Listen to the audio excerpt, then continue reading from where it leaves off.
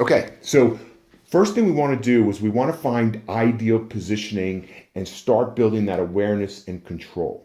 And to do this, you're going to do what we're going to do either on the floor or with your back against the wall. You want some tactile sensation to help you figure out where your body is in space. So bend both knees. And you want to get it so your feet are kind of in a strong, wider stance, kind of like right underneath the pelvis. Not that wide, just, kind of right under the pelvis. And then you want to line the knees up so they're lined up, and then you want to tilt the pelvis backwards and forwards 3 times.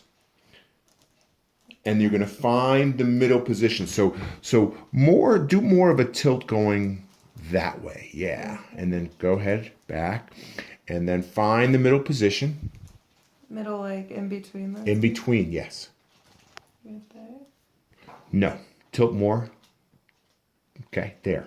And now what I want you to do is I want you to see if you can bring your ribs down. Almost like you were going to do a crunch, but you're not going to come up. So just like okay. Using this muscle? Using these muscles here in the belly. Those are the muscles. Right. Don't be that concerned about. We're going to get you there. Okay. Then think about shoulders being nice and wide.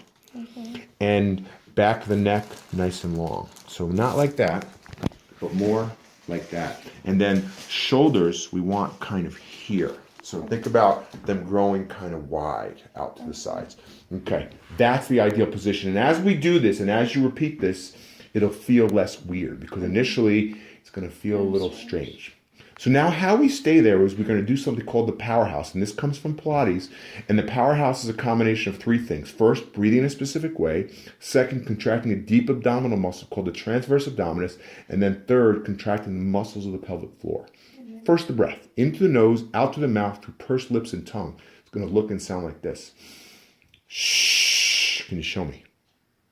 Shh. One more time. Excellent. Okay, now abdominal muscles. 3 layers of abdominal muscles. We have the rectus abdominis, the abdominal obliques because they go obliquely, and then the one we are concerned with right now, the transverse abdominis, named because it goes transversely across the lower belly and it draws the lower belly back towards the spine. You take 2 fingers, put it on this pointy hip bone right here, and then you go from the pointy hip bone and you roll just to the inside. I'm going to do the same thing on this side. You take a breath in and try and draw the lower belly back towards the spine. Shh. Good. Okay. Now, muscles of the pelvic floor. Ever heard of Kegel exercises? Kegel exercises are exercises that they teach a woman before she's going to have a baby. And they're exercising the muscles of the pelvic floor. Pelvic floor sits here, urethra, vagina, anus, all pass through it. When you contract that muscle, it moves up towards your head and takes all those structures with it.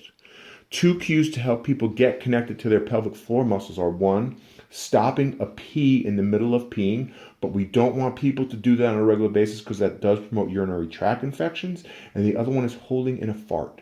Can you contract your pelvic floor muscles?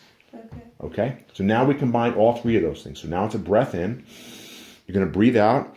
You're going to draw the belly in. Shh. Lift the pelvic floor. Okay? Breath in. Shh. Good. And you feel how this contraction got better now that we talked about the pelvic floor? Yeah. Awesome. Exactly what we want to happen. So this whole combination of stuff, I'm going to stop. We press the red button. Oh, no, that's not what I want.